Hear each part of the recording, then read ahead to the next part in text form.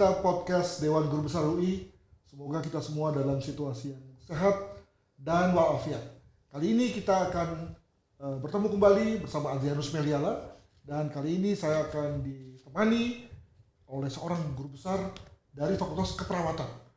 Teman-teman, kalau boleh saya jujur, ini ilmu yang saya tidak kuasai. Tapi ternyata ilmu ini growing. Ilmu ini sekarang makin dibutuhkan, yakni ilmu keperawatan. Dan untuk itu maka tamu kita kali ini adalah Prof. Wati ya, Prof ya. Apa kabar, Prof? Sehat selalu? Alhamdulillah sehat, terima kasih. Prof, Anda ini menyebut diri atau dikenal sebagai Profesor Keperawatan kelima. Iya. Itu kok bisa kelima? Kenapa nggak pertama? Kenapa nggak ke-10? Bisa nggak dijelaskan siapa Anda sebagai seorang guru besar di bidang keperawatan? Silakan, Prof. Terima kasih Prof. Adrianus yang luar biasa. Jadi begini Prof, yang pertama pastinya senior saya tuh ya. Jadi saya lebih muda dari dia, itu yang pertama. Saya kebetulan memang yang kelima di Fakultas Ilmu Keperawatan dan di Indonesia, karena di Indonesia Fakultas Ilmu Keperawatan itu yang pertama. Oke. Di seluruh Indonesia, sehingga profesornya pun munculnya yang pertama di UI. Nah, jadi kemudian saya merupakan Fakultas Keperawatan itu ada beberapa cabang ilmu, Prof. Ada yang untuk bedah dan penyakit dalam keperawatan. Nah, itu yang pertama muncul. Itu karena banyak pasiennya juga kan, pasien yang bedah dan penyakit dalam. Kemudian yang kedua itu jiwa. Ya, muncul itu jiwa, terus malah sudah 2, terus penyakit dalam dan jiwa itu leading dibandingin saya. Terus ada lagi bagian keperawatan lainnya itu ibu, keperawatan maternal namanya, maternitas. Nah, itu saya yang pertama. Nanti adik saya ada lagi, udah muncul satu lagi. Terus kemudian setelah saya, habis ibunya kan anaknya. Oke, sudah menjadi bidang sendiri ya? Iya, jadi anaknya juga punya profesor anak, keperawatan anak, nanti muncul setelah saya. Prof, untuk mencapai profesor keperawatan dan dalam hal ini yang kelima, berarti seluruh yang dilakukan sama dengan guru besar yang lain, Prof ya? Pengajaran, pembimbingan, dan seterusnya. Sama, Prof, sama banget. Harus memenuhi tridharma itu. Dan selain itu juga kan kita harus mempunyai inovasi. Jadi inovasi itu ya penemuan-penemuan baru untuk kemajuan ilmu keperawatan gitu. Nah, itu yang dulu keperawatan itu kan tidak dilihat sebagai ilmu. Ya, sehingga sekarang sudah terlihat bahwa ternyata hasilnya ilmu keperawatan itu adalah suatu science and art gitu istilahnya. Jadi ilmu dan arts, karena dengan berhubungan antara perawat dengan pasien itu memerlukan sesuatu yang berbeda. Pasien itu orang yang unik. Satu pasien sama-sama diagnosanya tapi berbeda dia kebutuhannya. Gitu. Ya, di mata para awam seperti saya melihat sebagai skill saja, tapi ternyata tidak, Prof. Tapi ada dimensi sainsnya juga. Ya. Oke. Sains and art. Jadi karena berkembang itu, kemudian dia mempunyai cabang-cabang ilmu tadi sesuai dengan kondisi dari pasien yang kita beri layanan. Ya. Prof, sebelum sampai ke situ, Prof sendiri untuk mencapai jenjang guru besar dalam hal ini yang kelima, itu apa saja, Prof? Apakah Prof bisa memiliki pengalaman pendidikan luar negeri, publikasi berapa, seperti sebagaimana layaknya? Silakan, Prof. Terima kasih, Prof. Ardian. Sebetulnya saya ini ada campur aduk nih, Prof. Campur aduk? Iya. Jadi dulu di Indonesia belum ada. Tahun 1999 itu persiapannya 91 ya. Itu belum ada Fakultas Ilmu Keperawatan. Nah, sehingga 19 sekian itu diresmikan oleh menteri dan semuanya. Saya ada di Belanda. Saya dari Akper itu saya kemudian ke Belanda untuk mengambil S1 postgraduate khusus untuk mata juling. Sehingga saya mau nerusin, saya nggak mau begini-begini saja. Tapi saya sudah sambil praktek nih, memeriksa mata juling dan memeriksa mata yang paling susah itu diasah ya. Mata yang tidak bisa ketemu itu larinya ke saya. Jadi saya mendiagnosis, justru saya melatih calon-calon spesialis mata itu dulu saya selalu itu. Sambil bekerja itu saya pengen formal education gitu. Nah di situ saya akhirnya mengambil yang administrasi yang gampang. Jadi saya dengan cepat mengambil S1 administrasi negara. Nah selama saya mengambil administrasi negara itu muncul S1 keperawatan di UI.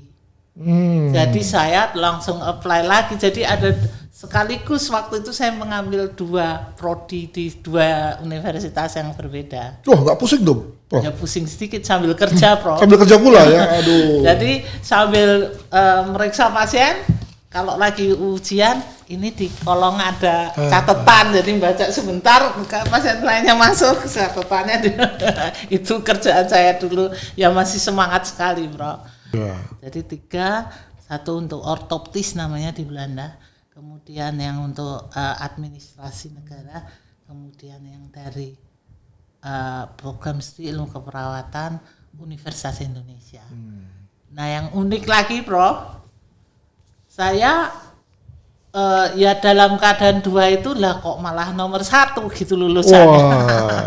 Ya itu mungkin saya dikaruniai sama Yang Maha Esa gitu ya, jadi kemampuan saya nomor 1 di angkatan itu sehingga saya dikasih beasiswa, langsung ditunjuk kasih beasiswa langsung sebelum semua wisuda saya udah dipanggil ke Australia untuk S2.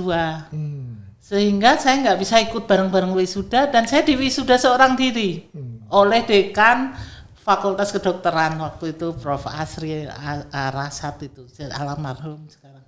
Jadi saya betul-betul diwisuda sendirian seorang diri, diambil angkat sumpah seorang diri langsung terbang ke Australia. Jadi nggak ikut bareng-bareng wisuda gitu. Waduh. Langsung S2 di Australia karena memang S2 keperawatan di Australia lebih maju dari Indonesia gitu, Prof. Jadi disitulah peristiwa saya sehingga saya di Australia.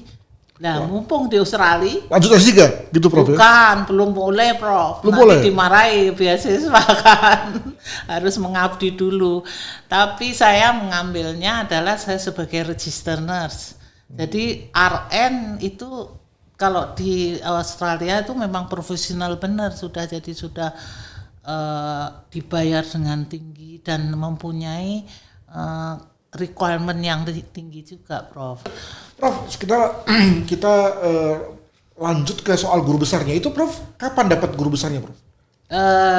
Nah itu dia, Prof. Saya agak terlambat karena kurang banyak memperhatikan orang tapi kurang memperhatikan diri sendiri. Sehingga saya ada sekitar 14 tahun tidak naik pangkat. 14 sampai 15 tahun. Oke.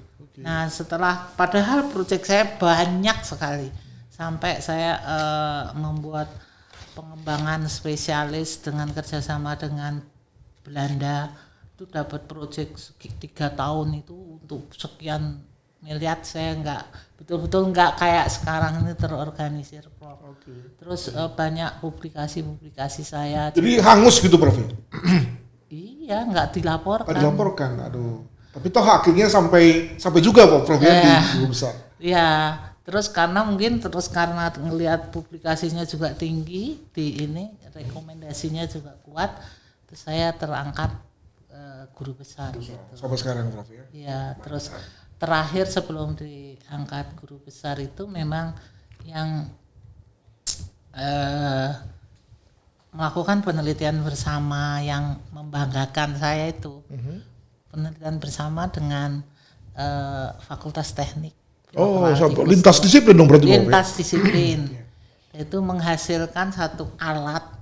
Alat itu dengan elektromagnetik yang saya bersama ya membuatnya bersama dengan teknik itu, terus saya pakai untuk menurunkan nyeri bersalin. Jadi kita pakai akupressor, jadi ilmunya Cina juga gitu, terus ilmunya teknik ya. Kita nanti tempelin di titik-titik akupressor waktu ibu bersalin sehingga dia nggak nyeri lagi. Nah itu luar biasa Prof bikinnya karena untuk subjeknya itu adalah manusia dan manusianya itu adalah ibu yang sedang mengandung dan ada anaknya, berarti 2 manusia nyawa yang harus itu. Nah itu kan sangat, dia termasuk vulnerable subjek kan, sehingga betul saya harus menguji cobakan dulu ke binatang. Jadi nungguin kambing melahirkan di IPB kandang kuda itu saya alami Bro. Karena masang alat itu dulu ke kandang ke kambingnya yang mau lahir, terus kita ukur apakah membahayakan bayinya atau enggak, membahayakan ibunya enggak, baru setelah oke, kita analisis dengan cara kita secara riset ketemu bahwa dia tidak membahayakan bayi dan ibunya, baru kita pasang ke puskesmas ke ibu yang mau melahirkan beneran gitu Prof. Prof, itu tadi apa yang Prof bawa nih Prof? Ini ada semacam sertifikat ya, ini. Ini lain lagi Prof. Yang alat itu sangat bisa diperlihatkan Prof? Yang alat itu kepada kamera? Ya, kalau ini yang terbaru. Jadi yang alat yang dulu itu ada juga sertifikatnya tapi saya nggak bawa itu namanya karya inovasi 108 karya inovasi anak bangsa tahun 2017 yang dikeluarkan oleh LIPI dengan sekarang BRIN ya. LIPI dan itu juga diberikan penghargaan oleh Kemenhukam, namanya adalah penghargaan WIPO for Investor gitu. Waktu COVID itu kami melihat bahwa perawat itu sangat cemas. Perawat itu luar biasa cemasnya waktu dia merawat orang-orang yang sakit COVID. Takut tertular Prof. Takut tertular dan banyak yang meninggal kenyataannya perawat itu. Banyak sekali perawat dan petugas kesehatan. Sehingga kami bersama-sama lagi dengan teknik Prof. Waldi Kustur itu menghasilkan ini yang disebut nano LED. Jadi dia kayak sinar nano yang dengan diukur dengan jarak tertentu dia menurunkan kecemasan orang yang ada di sekitarnya. Jadi bentuknya itu hanya lampu sinar nano yang khusus diukur dibentuk gitu sehingga dia ditaruh di ruang kerja perawat sehingga menurunkan kecemasan. Jadi ada 2 waktu itu dan ini juga kita temukan yaitu bagaimana perawat itu nggak usah megang-megang pasien, tapi dari jauh itu sudah dapat melihat. Tadinya kita rencananya kan perawat itu pakai di sini atau di kantong gini, langsung dia tahu oh Prof lagi sakit. Ada datanya di sini, ada nadinya, ada suhunya, ada saturasi oksigennya, itu nggak usah disentuh. Jadi dalam jarak gini udah ketahuan gitu. Mengurangi kontak ya Prof ya? Iya, sehingga juga pasiennya mau lagi tidur nggak usah dibangun-bangunin ya kan? Terus perawatnya juga dia dalam berdiri gini sudah bisa melihat sekelompok pasien gitu. Nah, itu sudah dapat penghargaan lagi dari BRIN yang judulnya ini adalah 114 karya inovasi Indonesia paling prospektif. Mantap. Ini beberapa hal yang kami sangat bangga dan pastinya tuh bukan hanya saya ini Prof, ini adalah satu kelompok, termasuk ada mahasiswa S3 di dalamnya dan ada profesor dari teknik khususnya Prof. Waldi Kustur yang sangat baik. Itu Prof ceritanya. Baik. Teman-teman sekalian, para pecinta podcast Dewan Guru Besar UI, asik ya dengarkannya. Ternyata bidang yang kurang atau tidak banyak diamati orang ini ternyata justru memberikan banyak sekali bantuan kontribusi bagi kemaslahatan. Dalam hal ini orang yang sedang dalam situasi sakit. Kita akan lakukan percakapan berikutnya setelah ini.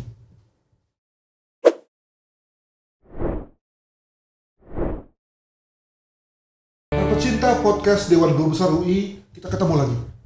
Kita akan mengulik ya, masa kecil, masa lalu dari Prof Wati. Prof, saya ini orang yang percaya bahwa nggak ada orang yang tiba-tiba mentas. Jadi kalau bisa dibilang bahwa Prof adalah orang yang jadi pada hari ini, pasti ada jejaknya di masa lalu.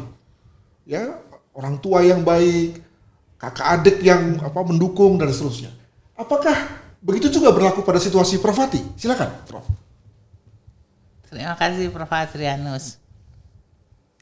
Saya asalnya dari keluarga yang besar. Ada 10 orang kakak saya. Besar loh, waktu banyak gitu ya saudara ya. Dan besar-besar. Jadi memang besar betul badannya dan keluarga besar juga. Dan kami itu 10 orang, saya adalah yang nomor 10. Wah, si bungsu. Ya, si bungsu. Jadi saya memang kalau di foto ini saya itu yang bayi ini. Yang bayi kecil ini itu saya paling kecil. Nah, ya kan kalau umur saya udah segini ya pastinya lainnya sudah menghadap pada Tuhan Yang Maha Esa. Cuman kami tinggal bertiga saja. Jadi itu 10 itu tinggal 3. Bapak saya yang di pojok itu kebetulan adalah zaman dulu orang kuno adalah kepala sekolah SD. Padahal kepala sekolah SD. Ibu saya guru di SD yang sama. Guru kalau dulu Belanda itu namanya apa nggak tahu namanya. Sekolah rendah kali, Prof. SR. Bukan. Masih zaman Belandanya itu namanya kan kayak bahasa Belanda lupa saya. Namanya apa gitu. Nah, itu ibu saya juga. Jadi anaknya ternyata nurun ke saya yang paling bontot ini. Tapi sebetulnya kakak-kakak saya pun juga ada riwayat menjadi guru dan sebagainya. Kebetulan kami ini sekeluarga itu variasi, Prof. Nah, jadi bervariasi sekali kami ini satu keluarga. Nah, kebetulan memang aliran dari orang tua itu adalah guru sehingga saya juga kena alirannya itu. Udah mulai kelihatan nih benang merahnya nih. Iya, benang merahnya gitu, Prof. Kurang lebih apa value yang ditanamkan oleh orang tua, Prof? Saya sudah menduga bahwa ketika sebagai seorang guru, kepala sekolah pasti disiplin, gitu, makna belajar itu pasti sesuatu yang ditanamkan. Apa begitu, Prof? Iya betul. Dan disiplin, kemudian tidak boleh terlambat semuanya ya. Pokoknya kalau ada PR harus selesai dan itu sangat ditekankan. Terus kemudian tidak boleh merendahkan orang lain. Betul sekali. Itu. Jadi itu utamanya kalau bapak saya dulu selalu mengajarkan gitu. Jadi tidak boleh merendahkan orang lain, bekerja bersama, disiplin, harus tepat waktu semuanya gitu. Jadi kalau boleh dibilang Prof ini sudah memang sejak kecil ingin jadi guru atau dosen atau sebetulnya lebih ngalir aja, Prof, karena melihat kakak-kakak begitu gitu atau gimana? Ngalir saya, Prof. Ngalir saja. Ngalir. Oke. Nah, Prof lalu masuk ke keperawatan sambil kuliah tempat-tempat yang lain. Tapi ketika kemudian memutuskan untuk jadi dosen di UI, itu ada ceritanya nggak, Prof? Ceritanya sebetulnya kan dari saya karena juara di kelas itu, di kelompok itu. Kemudian kan direkrut menjadi dosen. Karena sebetulnya kan praktisi tadinya saya. Praktisi saya ada di Rumah Sakit Cipto. Kemudian ke Belanda tetap di Rumah Sakit Cipto untuk ortoptisnya yang saya pelajarin di Belanda itu. Jadi saya betul-betul langsung ke pasien gitu. Nah, kemudian untuk menjadi gurunya ya karena saya sekolah itu terus saya dapat ranking pertama, terus dapat hadiah beasiswa ke Australia dari fakultas ini karena dia memang untuk mendirikan fakultas kan butuh pengajar yang kualifikasinya lebih tinggi. Jadi Prof ini kejeblos positif ini, Prof. Kejeblos memang jalannya gitu ya, Prof. Ya. Gak pernah ada keinginan misalnya setelah pulang dari Australia yang pertama ya gitu, lalu kemudian udahlah jadi praktisi aja atau pindah ke tempat yang lain gitu, gak mau menekuni sebagai dosen di UI gitu, apa pernah seperti itu, Prof? Waktu pulang dari Australia saya kan pastinya tidak bisa menolak karena harus membayar kan 2N+1 menjadi dosen. Oke. Karena beasiswanya kan dari sini, dari UI, bukan dari UI-nya sih dulu, dari WHO gitu. Terus tapi saya nggak mau kehilangan kemampuan saya yang dari Belanda. Jadi saya tetap praktek sore. Praktek sorenya itu di Rumah Sakit Mata Aini, di Jalan Bumi, Klinik Mata Mayastik gitu. Ada nama saya di situ. Luar biasa, Jadi bayangkan saya capeknya ya Prof. karena pengen aja tidak hilang gitu ilmunya. Cuman karena kesibukan ininya tridharmanya tidak bisa ditinggalkan, Prof. Akhirnya saya nggak praktek lagi, nggak sempat lagi. Prof, cerita dong tentang keluarga Prof sendiri. Apa namanya? Gimana? Apakah juga menjadi sesuatu yang mendorong atau gimana dalam hal ini? Kalau keluarga saya pastinya semua mendorong, suami mendorong semua. Karena ya itu kan kebanggaan keluarga istilahnya, Prof. Apalagi UI. Saya mau masuk UI aja dulu kan nggak itu adalah impian anak SMA mau masuk UI itu pasti impian. Nah dulu juga gitu saya terjadinya. Apalagi saya sampai jadi dosennya gitu, Prof. Ya kan? Terus ya itu luar biasa yang kebanggaan keluarga, kebanggaan saya sendiri juga. Kadang-kadang saya kalau termenung saya mikir, loh kok saya bisa sih di sini gitu. Kok saya bisa jadi profesor di universitas yang paling tinggi gitu. Jadi itu aneh gitu, aneh dan ya saya bersyukur pastinya, tapi anehnya itu ada keanehan, kok bisa ya dulu saya bisa masuk ke sini gitu Prof. Berarti di mata suami, nah ini kan juga penyakitnya suami nih, melihat istri melaju lalu kemudian suami merasa ya kan, tersaingi. Enggak gitu bidangnya sendiri-sendiri. Kemudian kan di UI sendiri juga kan mungkin langsung aja ya Prof cerita bahwa saya mengalami kebanggaan juga yang aneh juga, saya rasa aneh bagi diri karena itu membanggakan.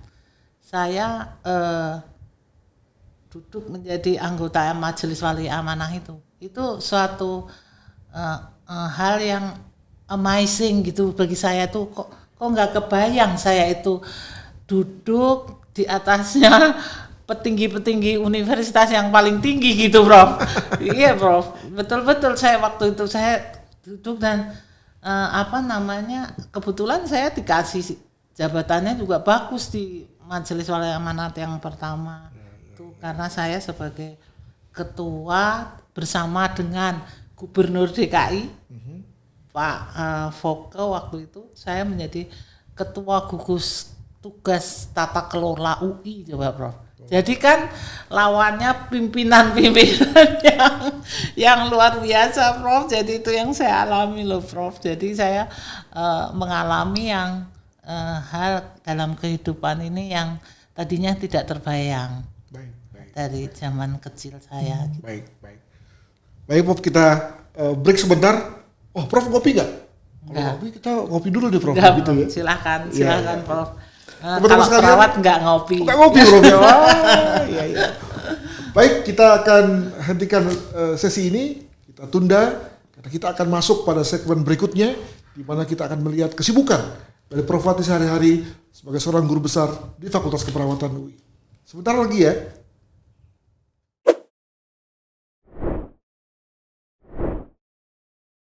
Pada segmen ini, para pecinta podcast Dewan Guru Besar UI, kita akan mengulik, melihat kesibukan dari Prof Fatih sebagai dosen. Sebagaimana diketahui, setiap dosen yang baik itu pasti memiliki 3 kegiatan besar: mengajar, meneliti, dan melakukan pengabdian pada masyarakat. Mengajar sendiri juga macam-macam tuh, ya Prof ya. Ada S1, S2, S3, dan kalau misalnya membimbing juga beda lagi, ya. Kalau melakukan penelitian macam-macam, ada pakai grant, ada yang sendiri, dan macam-macam. Nah, gimana Prof tentang Prof sendiri?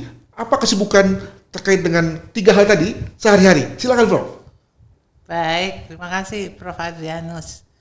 Jadi kesibukan seperti biasa sebagai dosen, utamanya adalah mengajar. Saya mengajarnya kalau S1 umumnya adalah tentang Yang karena saya kan background saya adalah administrasi manajemen juga, sehingga saya mengajar di S1 banyak yang tentang manajemen, leadership dan manajemen keperawatan.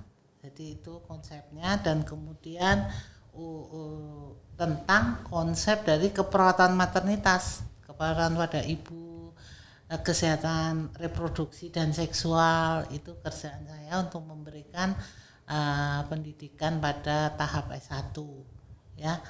Kemudian untuk yang postgraduate itu kan ada 2 tingkat, 3 malahan, yaitu untuk yang magister keperawatan. Di situ saya juga memberikan pengajaran di dalam bidang leadership management.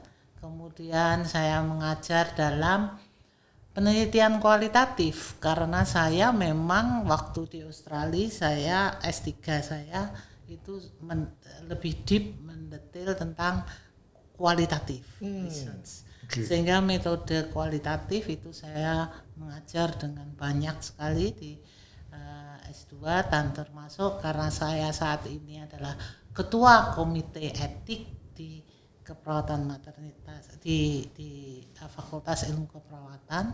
Jadi ketua komite etik untuk semua riset kan harus lewat etik, betul. Ya, jadi ethical clearance, saya ketua komitenya, sehingga saya mengajarkan tentang ethical clearance pada metodologi penelitian keperawatan, baik yang kualitatif maupun yang kuantitatif gitu. Nah, itu tahap magisternya ya.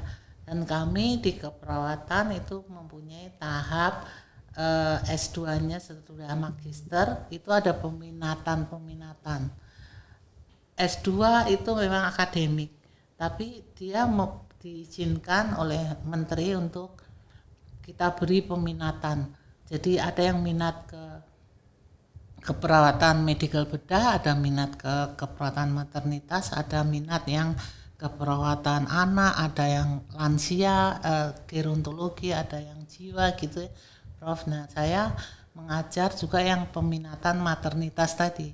Jadi khusus di situ saya mengajarkan bagaimana memberikan manajemen asuhan kepada pasien yang maternitas gitu, kemudian yang masalah reproduksi ibu gitu, dan juga masalah reproduksi perempuan gitu, itu kami ajarkan.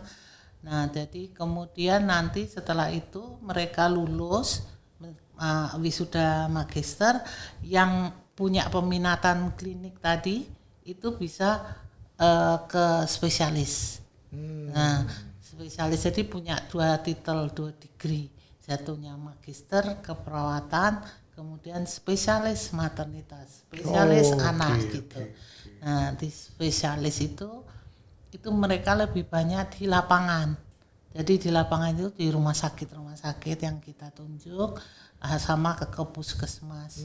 Nah, jadi nanti di situ kita bimbing gitu, Prof, untuk mencapai kompetensi yang udah kita tetapkan sebagai seorang spesialis keperawatan maternitas, termasuk menolong persalinan, semuanya itu ada semua target kompetensi yang harus dicapai. Untuk S3 juga ada, Prof? S3 itu bukan klinik lagi itu, ya kan lebih ke disertasi akademik, inovatif ya? Gitu kan, inovatif kan, akademik. Sehingga ya seperti menciptakan alat-alat tadi, inovasi itu S3. Jadi kami juga membimbingnya, dan sebelum mereka pada tahap bekerja di dalam disertasinya di bawah kebimbingan kami, itu sebelumnya kita siapkan, kita perkuat dulu konsep penelitian baik kuantitatif kualitatif, terus konsep teori nursingnya seperti apa, terus apalagi yang penting dibekali, itu kurang lebih 1 semester gitu mereka dibekali. Nah, saya di sini membekali mereka dalam kualitatif tadi, kualitatif research, sampai mereka bisa menghasilkan suatu mini project, laporan yang kecil. Mini project itu artinya laporan riset kualitatif yang kecil gitu, yang nggak usah besar gitu. Nah, sebagai basic sebelum mereka bergerak ke disertasi. Disertasi. Ya. Selain dari kegiatan membimbing, mengajar, meneliti, apakah Prof misalnya juga punya kegiatan misalnya, saya bayangkan kan sekarang ini banyak, kalau saya tidak salah Prof, fakultas keperawatan di mana-mana. Itu apa ada standarnya Prof? Atau apakah Prof juga terlibat dalam rangka pembangunan atau pengembangan kurikulum mereka Prof? Saya dari permulaan terjun ke dunia pendidikan ini, langsung saya terjun juga untuk mengembangkan pendidikan tinggi keperawatan di Indonesia, Prof. Jadi dari dulu kan hanya UI, kita UI itu sendirian di Indonesia itu 10 tahun. Nah selama itu kami bergabung dengan bimbingan almarhum Prof. Ma'rifin, itu kita bergabung di konsorsium. Terus akhirnya mengembangkan mulai dari UI, kita kembangkan ke Undip, ke UNR, ke UGM, sedikit-sedikit semuanya ke seluruh negeri, kemudian baru ke swasta. Dan Prof sekarang sudah hampir 300 institusi pendidikan tinggi keperawatan Indonesia. Tingkat fakultas? Tingkat fakultas. Jadi kalau akademi lebih banyak lagi Prof ya? Kalau yang akademi yang di 3 itu sudah hampir 500, jadi banyak sekali, paling tinggi. Nah, oleh karena itu, karena menyadari bahwa lulusannya itu sama titelnya, ya, tapi kan kualifikasinya akan berbeda nanti. Padahal titelnya sama, kan itu nggak bagus. Nah, pemerintah menetapkan ada akreditasi. Jadi dari tahun 2002 saya sudah menjadi asesor. 2002 pulang dari Australia S2 itu. Saya sudah sebelum S3 juga, sesudah S3 juga langsung itu saya sudah asesornya BAN PT untuk pendidikan kesehatan, tidak hanya keperawatan tapi kesehatan. Saya diserahkan di situ untuk seluruh Indonesia, Prof. Nah sampai tahun 2000 sekian ya, saya lupa tahunnya, tapi di situ BAN PT menetapkan bahwa karena banyaknya prodi kesehatan, khususnya prodi keperawatan itu yang paling tinggi, maka dipisahkan akreditasinya. Namanya Lembaga Akreditasi Mandiri. Namanya LAMPTKes. Nah, di situ saya ditarik menjadi ya macam-macam di situ, jadi majelisnya pernah, jadi ketua divisi untuk itu sampai tahun kemarin itu saya masih ketua divisi, dan sekarang saya menjadi validator, jadi bukan terjun langsung tapi mengecek hasil-hasil dari dan pelatih asesor LAMPTKes.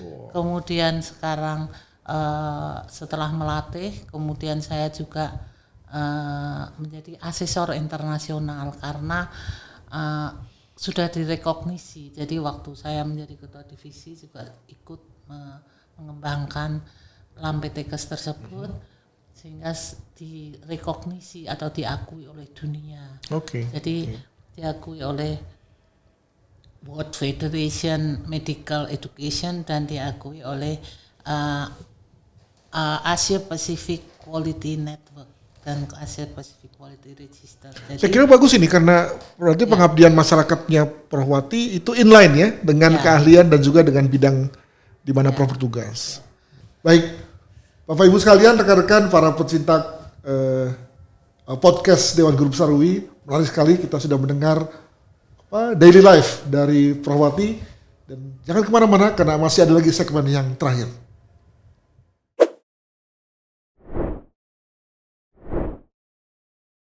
Prof Setiawati, ini adalah segmen kita yang terakhir, di mana saya ingin Prof mengemukakan pendapat-pendapat Prof tentang permasalahan mungkin global ya, tentang yang terkait dengan profesi keperawatan. Saya ingin kembali kepada tadi data yang Prof katakan bahwa ada berapa 300 fakultas keperawatan dan ada berapa 600 lebih malah akademi keperawatan. Saya bayangkan apakah semua itu akan terserap di pasar dalam negeri, Prof? Di rumah sakit ataupun puskesmas dalam negeri, atau apakah juga akan, orang katanya Prof ya, saya dengar, apakah ini saya salah, saya dengar bahwa ada ada penyerapan dari perawat Indonesia di luar negeri. Apakah memang banyak dari lulusan kita itu lalu bekerja di luar negeri, Prof? Silakan. Terima kasih Prof Adrianus. Ya, itu fenomena yang luar biasa, Prof, karena tahun berapa itu mulailah orang itu beramai-ramai untuk membuat sekolah keperawatan, akademi maupun S1 keperawatan. Tadinya akademi, karena pemerintah membuka keran untuk membukanya. Jadi siapa yang punya uang boleh membuka sekolahan itu. Kenapa? Karena akan dikirim ke luar negeri gitu. Nah, tapi masing-masing negara itu punya peraturannya sendiri-sendiri, Prof. Jadi Australia punya peraturan sendiri, Arab punya peraturan sendiri, Eropa punya peraturan sendiri, Jepang punya peraturan sendiri, dan mereka sangat sangat bagus kan. Nah, sehingga itu tidak mudah untuk mengirimkannya, dan tapi sekolahan-sekolahan sudah berdiri. Terus kabar ke sana ditolak, yang level diploma ditolak, tidak boleh bekerja, akhirnya hanya level S1 ke atas, nurse ya, profesi, baru boleh bekerja. Nah, itu sudah mulai dari ASEAN, dari itu mulai, sehingga orang bergerak untuk membuat sekolahan tadi yang banyak, Prof. Nah, ini sebetulnya bisa ditempuh dengan baik, dan asal kita mempelajari peraturan negara itu. Saya alhamdulillah sudah mempunyai pengalaman beberapa negara. Jadi ada sekitar di atas 1.000 perawat dulu, itu kami sudah kirim ke Arab Saudi menjadi register nurse, dan di Arab pastinya kita persiapkan dengan baik supaya memenuhi kualifikasi mereka di sana. Kalau kualifikasi bahasa pasti, tapi keterampilan alat-alat yang baru itu kita siapkan di sini dengan modul-modul khusus ya. Nah, kemudian ke Jepang, demikian juga Jepang. Saya kebetulan mempunyai link dengan Kyushu University di Fukuoka, Jepang. Itu dulu 3 tahun kami riset untuk perawat-perawat, karena Jepang itu mempunyai Economic Partnership Agreement EPA yang ditelurkan itu karena dia membuka Jepang pada pasar dunia. Pasar dunianya itu lingkupnya adalah baru Asia Pasifik. Indonesia yang pertama karena dulu jajahannya, kemudian yang kedua Filipina, kemudian Vietnam. Nah, itu mereka menyerahkan, dan mulainya adalah perawat yang diminta untuk bekerja. Memang mulainya permintaan Jepang itu adalah perawat pada lansia, yang tua-tua kan banyak sekali di Jepang.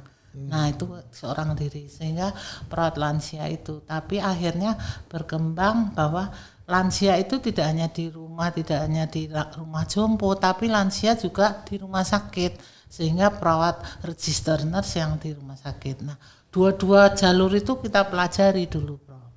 Nah, setelah dipelajari aturannya dan bagaimana harusnya kita siapkan perawat itu. Nah, itu baru berhasil. Nah, kemudian di Saudi sekarang sudah berbeda, karena di Saudi dulu ada moratorium itu kan, maka berhenti semua. Nah, sekarang sudah dibuka, tapi mereka punya peraturan baru, harus ada requirement tes segala macam, kita siapkan. Jadi sebetulnya banyak ya peluang-peluang. Sekarang yang lagi rame adalah ke Belanda dan Jerman. Katanya dari Kemenkes pun melihat itu, Kementerian Kesehatan. Tapi di Belanda dan Jerman itu untuk caregiver tadi, perawatan orang tua yang banyak. Prof, mau nanya, Prof, apakah memang kebutuhan di negara-negara itu juga ada kaitannya dengan karakteristik populasi mereka? Karena makin aging ya, makin tua, lalu tidak ada anak muda yang mau menjadi caregiver, maka datanglah dari Indonesia, begitu? Di Jepang itu begitu, Prof. Oke. Di Jepang itu sekarang banyak orang tuanya, anak mudanya sedikit, dan anak mudanya pun malas punya anak gitu. Sehingga itu yang menyebabkan kekosongan datang dari Indonesia gitu ya, misalnya. Atau bisa nggak saya juga tanyakan begini, apakah memang ada ada satu keunggulan lain dari nurse Indonesia sehingga banyak dicari di berbagai tempat? Kenyataannya, Prof, karena saya selalu mengikuti dan mengevaluasi mereka yang ada di sana, ada hal-hal positif, ada negatif. Yang positifnya, mereka itu merasa orang-orang Indonesia itu, perawat Indonesia itu adalah ramah dan mau berbicara gitu. dengan pasien. Nah itu intervensi lain dari interaksi perawat dengan pasien yang dekat, merasa dekat, kepercayaan pasien dengan perawat itu menambah pasiennya itu cepat sembuh. Betul. Nah, sehingga kalau perawat itu jauh enggak, nah itu yang terjadi perawat Indonesia banyak yang begitu, sehingga mereka sangat senang. Tetapi dari segi bahasa dan sebagainya, dan dari segi lingkupnya profesi perawat sendiri kan yang lokal menjadi terancam. Misalnya orang Jepang orang perawat Jepangnya sendiri agak terancam kan. Sehingga si perawat kita yang di Indonesia itu tidak diberi porsi yang bagus gitu. Jadi itu yang terjadi. Tapi kalau berjalanan waktu sebetulnya bisa terjadi. Tapi kalau istilahnya descaling itu. Ya. Prof, kalau dibandingkan dengan situasi dalam negeri, itu gimana Prof? Apakah ini saya sebagai orang awam sering mendengar misalnya bahwa anggapan tentang nurse di Indonesia ini kelas 2 katanya dibandingkan dengan dokter. Lalu juga mungkin dari segi honorariumnya juga tidak tinggi. Apakah begitu juga masih jadi masalah? Ya, di Indonesia memang masih begitu, Prof. Di Gitu Indonesia ya? kondisinya kayak itu value-nya masyarakat. Jadi itu kayak budaya value pendapat dari masyarakat bahwa perawat itu hanya pembantu dokter gitu. Nah, jadi kalau istilah pembantu itu sehingga kecil sekali intinya porsinya kan. Nah, disitulah owner rumah sakit pun masih berbicara itu. Padahal dia nggak tahu, nggak ada perawat, nggak jalan rumah sakit. Nggak mungkin berjalan karena 24 hour yang duduk sebelahnya pasien itu perawat. Walaupun prescription secara invasif itu kedokteran, tapi tanpa perawat tidak akan berjalan. Karena yang ada di situ adalah perawat 24 jam. Nah, itu harusnya disadari bahwa porsinya tidak bisa dong porsi kecil gitu. Nah, ini yang value-nya masyarakat Indonesia. Value itu tidak terjadi di luar negeri, Prof. Saya kerja di Australia sebagai register nurse. Posisi saya betul-betul sejajar dengan medical doctor, sesuai dengan beban kerja saya dan medical doctor itu. Karena saya bekerja malam, saya punya double gaji saya. Saya bekerja di posisi di ICU, dapat 50% tambahan dibandingkan yang biasa. Dan akhirnya income saya secara nyata jauh lebih tinggi daripada medical doctor. Begitu ya? Iya, makanya ke Amerika pun juga begitu, sehingga malah orang kita yang pengen, misalnya dari dokter yang pengen ke sana, jalurnya lewat masuk menjadi register nurse. Nah, kalau begitu kenapa nggak misalnya saya sebagai perawat dalam negeri, keluar negeri saja? Sudah jelas dari segi benefit yang lebih bagus begitu. Tapi itu enggak isi. Kita itu punya value. Orang Indonesia itu kan saya selalu cerita, orang Indonesia itu sejaya-jayanya di luar negeri masih pengen mati di Indonesia. Oh, artinya dia tidak mau jadi warga negara di sana gitu ya, Prof? Jadi walaupun udah jadi warga negara sana, Prof, dia pasti pengennya, jiwanya itu masih pengen makan bakso, makan itu yang ada di Indonesia dan pengen di Indonesia. Nah, sehingga orang Indonesia kalau mau keluar negeri itu urusannya dengan keluarga pertama. Keluarga itu selalu menjadi hambatan bahwa dia itu jadi keluar negeri atau enggak. Di segi lain, kalau dia itu bisa keluar negeri, juga membanggakan keluarga. Jadi keluarga itu dilema gitu. Betul. Nah, itu yang terjadi, Prof. Oh, ini menarik sekali ini. Iya, Prof. Antara perhitungan cuan dengan tekanan sosial ya, Prof, ya. Nah, boleh saya tahu UI sendiri, Fakultas Keperawatan itu ada di mana dalam hal ini? Dalam rangka untuk mengubah persepsi tadi. Apakah juga ada satu upaya-upaya untuk mengubah persepsi rumah sakit tentang ya jangan begitu dong dengan profesi nurse ini? Apakah ada upaya-upaya seperti itu, Prof? Ya, upayanya nomor 1 kalau dari segi pendidikan pasti lewat mahasiswa. mahasiswa itu kan nantinya urusannya dengan segala tingkatnya pasti lulusan kita itu akan harapannya akan menjadi leader di rumah sakit itu. Nah, struggle of life mereka itu diperlukan. Bagaimana mereka struggle of life itu pasti kita siapkan di pendidikan, gitu, Prof. Jadi melalui lulusan ini kalau dari UI pastinya, Prof. Ya, sehingga kayak seperti rumah sakit UI gitu ya itu harapan kita mengikuti karena semuanya itu kan attach dengan kita sehingga pengelolaan di dalamnya situ juga kami ikut gitu di dalamnya. Nah, itu salah satunya, Prof. Dan untungnya UI itu dengan seluruh perangkatnya itu menjadi acuan dari Indonesia. Barometernya apapun itu, mau keperawatan, mau kedokteran, mau FISIP, mau itu barometernya seluruh pendidikan yang sejenis itu di Indonesia. Sehingga kalau apa yang kita lakukan itu disorot, dilihat. Saya bayangkan pasti UI punya potensi untuk mengubah persepsi secara lebih bagus karena misalnya saya bayangkan, Prof, ya mungkin saya salah, para pemilik rumah sakit, para direktur rumah sakit juga belajar di UI, misalnya melalui program apa yang di FKM itu. Ya. Jadi tentu bisa sinergi dalam rangka mengubah persepsi. Dulu saya yang terjun langsung mengajar calon-calon direktur. Oke. Calon-calon direktur rumah sakit itu saya ajari apa sih keperawatan, apa sih pelayanan keperawatan seharusnya, seperti apa sih pelayanan profesional seharusnya supaya pasiennya itu cepat sembuh, pasiennya itu puas, kalaupun meninggal itu istilahnya dead in peace gitu. Ya. Semuanya itu ada caranya dengan pelayanan keperawatan, tidak ada satupun yang tidak berhubungan itu. Mau meninggal dead and peace ada perawatnya. Mau sembuh juga ada perawatnya.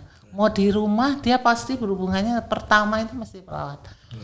Sehingga kami terjun langsung mengajar ke calon-calon direktur itu, mulai dari yang UGM, MMR, saya ngajar langsung situ. MMR UGM yang kelas di sini, kelas di Jogja, ada Mas di sini, kelas di sini kami terjun langsung. Prof, mau nanya satu lagi tentang anak muda yang atau mahasiswa baru yang menjadi mahasiswa di Fakultas Keperawatan UI. Itu apa? Apa yang mereka kejar atau apa yang mereka harapkan dengan menjadi mahasiswa di keperawatan? Apakah juga ingin juga keluar negeri juga atau apa, Prof? Umumnya itu, Prof. Oh gitu. Umumnya memang mereka cita-citanya juga menjadi perawat yang bisa internasional, yang bisa gitu. Nah, tapi mungkin perjalanan waktu mungkin ya tadi masalah keluarga lah udah lainnya. Kami di FIK UI sudah mempersiapkan namanya Nursing Training Center. Sehingga siapa yang ingin keluar negeri, kita sudah mempunyai jalur-jalur untuk mempersiapkan seperti yang kami lakukan dulu tuh. Jadi di Training Center nanti alumni FIK UI maupun dari keperawatan lainnya yang ingin kita sudah buat, dan kita pasti mempelajari adalah sesuai dengan negara tadi, peraturan negaranya, tes-tes yang harus di penyaringan di negara-negara itu gitu, Prof. Baik, terima kasih Prof. Setiawati atas uraiannya. Saya kira ini ini sesi yang inspiring nih, khususnya bagi saya yang tidak ngerti dan hanya tahunya ketika dirawat misalnya ketemu suster ternyata prosesnya panjang, Prof, ya. Iya. Waduh, macam-macam. Dan saya kira juga satu hal yang mungkin menjadi perlu digarisbawahi adalah bahwa helping profession itu bukan profesi yang gampang dan layak untuk mendapatkan satu penghargaan yang yang baik juga di Indonesia maupun luar negeri. Demikian Anda semua para pecinta podcast Dewan Guru Besar UI, akhir daripada pembicaraan kita dengan Prof. Setiawati.